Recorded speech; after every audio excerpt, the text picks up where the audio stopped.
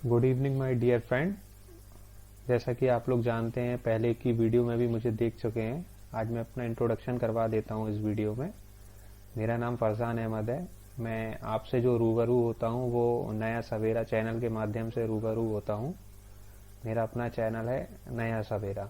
तो जो भी वीडियो मैं अपलोड करता हूं या जो भी मेरी लड़ाई है इन डिजिटल लोन एप्लीकेशंस के खिलाफ, मैं अपनी इस लड़ाई को लीगली डॉक्यूमेंट, लीगली कोर्ट, उसके साथ ही सोशल मीडिया के माध्यम से, यूट्यूब के माध्यम से, यूट्यूब पे जो मेरा चैनल है नए सवेरे के माध्यम से मैं अपनी इस लड़ाई को कंटिन्यू जारी रखे हुआ हूँ इन डिजिटल लोन एप्लीकेशंस के खिलाफ। और जहाँ तक है, जब तक कि इन डिजिटल लोन एप्लीकेशंस के खिलाफ लीगल एक्शन नहीं होता है, तब तक मैं अपनी इस लड़ाई को नया सवेरा के माध्यम से जारी रखूंगा और काफी आगे तक, जहां तक है इसको ले जाना चाहता वहां तक आगे ले जाना चाहूंगा।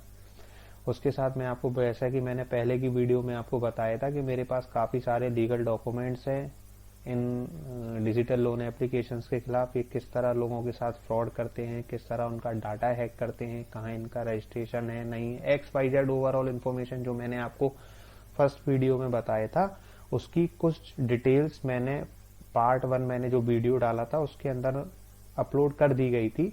कुछ रेस्ट इन्फॉर्मेशन जो बची हुई थी related to digital loan application, वो आज मैं इस वीडियो में अपलोड करने वाला हूँ। उसके बाद जो थोड़ी सी और यूजफुल इन्फॉर्मेशन रह जाएगी वो मैं पार्ट 3 में अपलोड करूंगा।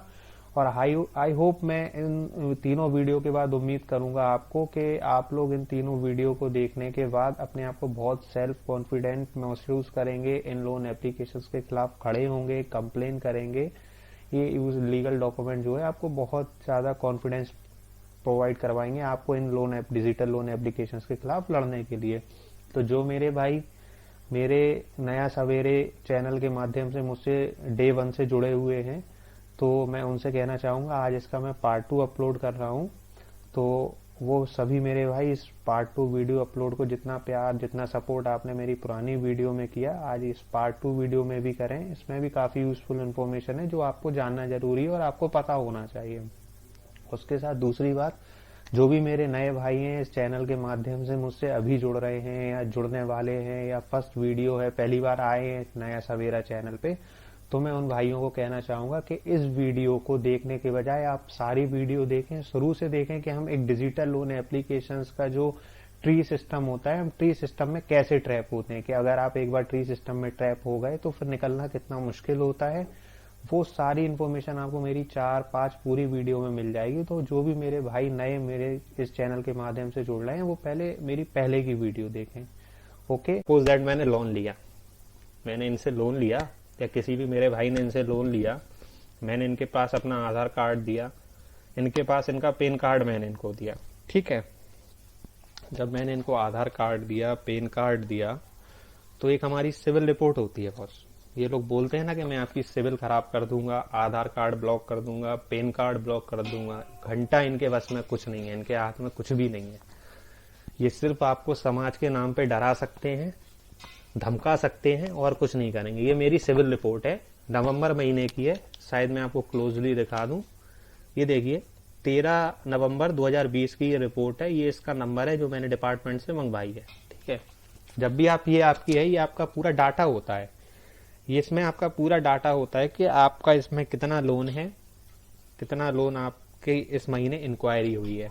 तो जब मेरा दिमाग खराब हुआ, सडन मैं परेशान हुआ, ये मेरे साथ क्या हो गया, तो मैंने सबसे पहले इन्वेस्टिगेशन शुरू की। तो जब मैंने इन्वेस्टिगेशन शुरू की, तो जैसा कि मैंने बताया कि मैंने सबसे पहले इनका ये नोटिस निकाला। ड्यूरिंग द टाइम ये नोटिस निकाला, नोटिस मंगवाया। नोटिस, जब तक मैं ये नोटिस मंगवाता तब तक ये लोग ये ग्रुप वाली हरकत ये कर चुके थे। जब मैंने ये नोटिस पढ़ा तब मुझे ये कंफर्म हो गया, this is not a legal company. ये लीगल कंपनी नहीं है, ये लोगों को सिर्फ डरा रही हैं, धमका रही हैं। तब मैंने इनके बारे में और इन्वेस्टिगेशन शुरू की। मैंने अपनी सिविल रिपोर्ट मंगवाई। जैसे कि सिविल रिपोर्ट मेरी ये है, इस सिविल रिपोर्ट में ये मेरे वो अकाउंट्स हैं जो मैं हाईलाइटेड किए हुआ हूँ, जो मेरे लोन एक्टिवेट हैं या किसी कारणवश जो क्लोज अभी होना है या अपडेशन नहीं हो पाया होगा, उसके वजह से नहीं हो पाए। मेरा सिर्फ एक पर्सनल लोन चल रहा है एक्सिस बैंक में जो अभी एक्टिव है, ये लास्ट में दिखा रहा है एक्सिस बैंक पर्सनल लोन 2,90,000, ये मेरा लोन एक्टिवेट है। ओके, और इसके अलावा मेरे जितने भी ये लोन दिखा रहे हैं ये सब क्लोज हो चुके हैं। कोई भी ऐसा नहीं है कि मेरा ये लोन चल रहा है, और ना ही इस लोन में जो क्लोज लोन भी आपको मैं बता दूं, ना ही जो लोन क्लोज हो चुके, इस क्लोज में एक भी ऐसी कंपनी का नाम है जिस कंपनियों ने मेरे साथ ये फ्रॉड किया है, जो मैंने बोल रही है कि मैंने पेमेंट किया है। ठीक है, उसके बाद इसी रिपोर्ट में जब भी आप निकालोगे, मंगवाओगे, तो इसी रिपोर्ट में लास्ट में एक पेज लग के आता है कि आपके अकाउंट में आप जब भी किसी भी कंपनी को लोन लेने के लिए पैन कार्ड या आधार कार्ड अप्लाई करते हैं ना, जब भी आप pan card and Aadhaar card apply करेंगे तो सबसे पहले लोन क्या करेगा, लोन डिपार्टमेंट सबसे पहले सिविल डिपार्टमेंट को आपका पैन कार्ड भेजेगा, और उस पैन कार्ड से आपकी लोन इंक्वायरी करवाएगा आपका सिविल कितना है, कि सिविल मेंटेन होने के बाद ही पेमेंट देगा। बट जब आप ये देखेंगे ना, मैं सबको भेजने के लिए रेडी हूँ, ऐसा नहीं मैं कोई डॉक्यूमेंट छुपाऊंगा। मैं फिर बोल रहा हूँ, जिस किसी को भी ये डॉक्यूमेंट चाहिए मुझे पर्सनल मेरे नए सवेरा पे मैसेज करिए, मैं आपको सारे डॉक्यूमेंट प्रोवाइड करवाऊंगा। बट मैंने इस इंक्वायरी, सिविल इंक्वायरी में किसी भी टाइप का कोई भी एक भी ऐसी इंक्वायरी नहीं है जो ये लोन वाली एप्लीकेशन वाली जो ये लोन का बोल रहे हैं। ठीक है, मेरा ये नवंबर का है, मुझे डाउट हुआ ये इनकेस हो सकता है कि इन्होंने मेरी सिविल इंक्वायरी सितंबर में कर ली हो और उसी प्री अप्रूव्ड ऑफर के बेस पे ये मुझे लोन दिया गया हो। अगर तो मैंने अपनी सिविल डिपार्टमेंट से सितंबर की लोन इंक्वायरी की रिपोर्ट मंगवाई। ठीक है, ये मेरी सितंबर की सिविल रिपोर्ट है, ये मेरी सितंबर की सिविल रिपोर्ट है। सितंबर की सिविल रिपोर्ट में भी सेम चीज जो नवंबर की रिपोर्ट में होता है कि मेरे पास सिर्फ एक ही लोन चल रहा है, वो भी एक्सिस बैंक का, मेरा पर्सनल लोन है। उसके अलावा मेरे अकाउंट में या मेरे ऊपर किसी भी टाइप का कोई लोन नहीं है। फिर आ जाता हूँ कि ठीक है, इन्होंने अगर किया है मुझे लोन तो सितंबर में इन्होंने इंक्वायरी की होगी। बट जब मैं सितंबर की लोन इंक्वायरी की डिटेल खोलता हूँ ना, तो इस लोन इंक्वायरी में एक भी इनके द्वारा मेरे लिए लोन इंक्वायरी सिविल डिपार्टमेंट से नहीं की गई। और जब भी ब्रदर, मेरे दोस्तों, याद रखना कि जब भी कोई भी बैंक अगर आपको लोन देगा ना, तो सबसे पहले आपका सिविल डिपार्टमेंट में आपका डाटा भेजता है। सिविल डिपार्टमेंट से आपकी क्रेडिट इंक्वायरी, क्रेडिट हिस्ट्री मंगाएगा कि आप किस टाइप के कस्टमर हैं, कोई आपने इससे पहले किसी के साथ फ्रॉड तो नहीं किया, या किसी टाइप का आप डेबिट में हो, या आप किसी भी लोन लेने लायक एलिजिबल ना हो किसी भी कारणवश। तो कभी भी कोई भी कंपनी अगर होती है, एनबीएफसी हो, माइक्रो फाइनेंस कंपनी हो, कोई भी बैंक हो, सबसे पहले आपकी क्रेडिट रिपोर्ट या सिविल रिपोर्ट चेक करवाएगा। ठीक है, तो जैसा कि मैं आपको बता चुका हूं, मेरी सितंबर और नवंबर की सिविल रिपोर्ट ये है। तो मेरी सिविल रिपोर्ट में कुछ नहीं है। मेरा और दिमाग खराब हुआ, मैंने और रिपोर्ट निकाली। इसके बाद मैंने निकाला बहुत ही इंपॉर्टेंट पॉइंट, जो भी रिजर्व बैंक ऑफ इंडिया के अंदर रजिस्टर्ड एनबीएफसीज होती हैं, रजिस्टर्ड एनबीएफसीज जो इनकी होती हैं, ये उसकी लिस्ट है। ये आप लिस्ट देखिए, ये जो नोटिस है, ये नोटिस है जुलाई 16, 2020 का। जुलाई 16, 2020 में जो आरबीआई का है ये नोटिस आया हुआ है, और रिजर्व बैंक ऑफ इंडिया के इस नोटिस के हिसाब से सिर्फ और सिर्फ 96 कंपनियां एनबीएफसी हैं जो रजिस्टर्ड हैं सिर्फ। तो जब मैं इन 96 एनबीएफसी को चेक करता हूं, इनके नाम चेक करता हूं, इस 96 एनबीएफसी में उन डिजिटल लोन एप्लीकेशंस का किसी का भी मुझे नाम नहीं मिलता है। मैं और डाउट में जाता हूं कि कंट्री के अंदर चल क्या चल रहा। उसके बाद मैं और डाउट में जाता हूं, तो मैं आरबीआई की दूसरी रिपोर्ट निकालता हूं, जिसमें 16 जुलाई 2020 को आरबीआई ने कई सारे बैंकों के लाइसेंस कैंसिल किए थे, या कई सारी एनबीएफसी के लाइसेंस कैंसिल किए थे। मैं वो लिस्ट निकालता हूं। जिसको भी ये सब डॉक्यूमेंट चाहिए मैं बिल्कुल प्रोवाइड करवाऊंगा, नो इशू, आप बस मुझसे कांटेक्ट करिए। ये 5000, सॉरी गिन के बता देता हूं एक बार, 5321, 5321 कंपनियों की वो लिस्ट है 16 जुलाई 2020 को जिनके लाइसेंस कैंसिल किए। ये देखिए 5-6 पेज की ये पूरी फाइल है। ये देखिए, तो बहुत बड़ी फाइल है ये, 5321 इसमें कंपनियां हैं। मुझे डाउट हुआ, ठीक है ये कंपनियां हैं, इन्होंने मुझे लोन दिया तो ये रजिस्टर्ड होगी एनबीएफसी में। जब मैंने एनबीएफसी में देखा तो कोई भी लिस्ट ऑफ रजिस्ट्रेशन में इनका नाम नहीं। मुझे डाउट हुआ कि कल को ये मुझसे ये ना बोलने लगे नहीं मेरी कंपनी रजिस्टर्ड है बट आरबीआई के अंदर मेरा लाइसेंस रिन्यू नहीं हो पाया, या मेरा पहले लाइसेंस था। तो उसके लिए मैंने ये 5000 5,500 कंपनीज की लिस्ट निकाली। ये 5,500 कंपनीज जो एनबीएफसीज हैं ब्रदर, जो भी ऑनलाइन डिजिटल लोन कंपनियां लोन प्रोवाइड करवाती है ना, इसमें एक भी उनका नाम नहीं है, एक भी। किस बेस पे ये पैसा इंडिया में लोगों को बांट रही, किस बेस पे पैसा दे रही। मैं तो सोच सोच के जब इनके खिलाफ इन्वेस्टिगेट किया तो सोच सोच के कंफ्यूज हूँ। सिर्फ लोगों का डाटा हैक करके पैसा दे रही यार, लोगों को लोन की जगह कुछ 3,000 4,000 रुपए लोन के चक्कर में ये आपके साथ बताएं क्या कर रही है। मैं इसको इसी वीडियो में लास्ट में बताऊंगा। ये मेरा एनबीएफसी का हो गया। ये तो होगा लीगली डॉक्यूमेंट, जो इनका कुछ भी रजिस्ट्रेशन कहीं भी नहीं है। उसके बाद मैं सारी जो हमारी सेंट्रल गवर्नमेंट की कोई भी अगर हम कंपनी चलाते हैं या कोई भी कंपनी रजिस्टर्ड करवाते हैं तो इंडिया के जो सेंट्रल गवर्नमेंट की डिपार्टमेंट होता है उस डिपार्टमेंट के अंदर रजिस्ट्रेशन होता है। बट किसी भी कंपनी का कोई भी, जितने भी ऑनलाइन डिजिटल लोन कंपनियां हैं, किसी का भी कोई भी सेंट्रल बैंक के अंदर रजिस्ट्रेशन, कोई भी कंपनी के नाम पे इंडिया में उनका रजिस्ट्रेशन नहीं है।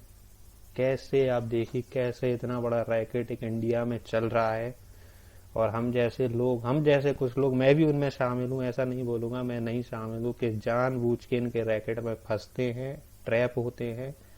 बाद में ये 3-4 हजार रुपए के लिए हमें मरने को मजबूर करते हैं, जबकि लीगली ये इंडिया के ना ही आरबीआई बैंक में रजिस्टर्ड है, ना ही ये कंपनी एक्ट में रजिस्टर्ड है, ना ही ये बैंकिंग एक्ट 1954 में रजिस्टर्ड है, ना ही ये एनबीएफसीज में रजिस्टर्ड है, ना ही ये माइक्रो फाइनेंस कंपनीज में रजिस्टर्ड है, ना ही ये बैंकिंग एक्ट की जो सेकंड, जो आरबीआई बैंक की सेकंड स्केड्यूल लिस्ट है उसके अंदर रजिस्टर्ड है। How is possible? कैसे इतना बड़ा रैकेट चला रहा है? I very scared. मैं बहुत डर गया ये सब डॉक्यूमेंट देख के कि ये चल क्या रहा। दिक्कत मेरे साथ नहीं है कि सिर्फ मेरे साथ ही ऐसा हुआ। मैं देख रहा हूँ जो वीडियो या कंटिन्यू में एक बहुत बड़ी टीम के साथ लगा हुआ हूँ, मैं उस टीम के साथ भी देख रहा हूँ मिलके, तो बहुत बड़ा रैकेट काम कर रहा है, बहुत बड़ा रैकेट। यहाँ सिर्फ लोगों को ट्रैप किया जाता है, फंसाया जाता है, आपको समाज के नाम पे डराया जाता है। और हम क्या है, हमारे इंडिया के लोग ना, हम अगर एक थोड़ी सी आउट टू सिलेबस, या जो सब्जेक्ट पे मेरा ये वीडियो बनाने का मुद्दा है, मैं उस सब्जेक्ट के अनदर बात कर लूँ कि इंडिया में हम लोग क्या है कि शुरुआत से हम बहुत मान सम्मान वाले लोग होते थे।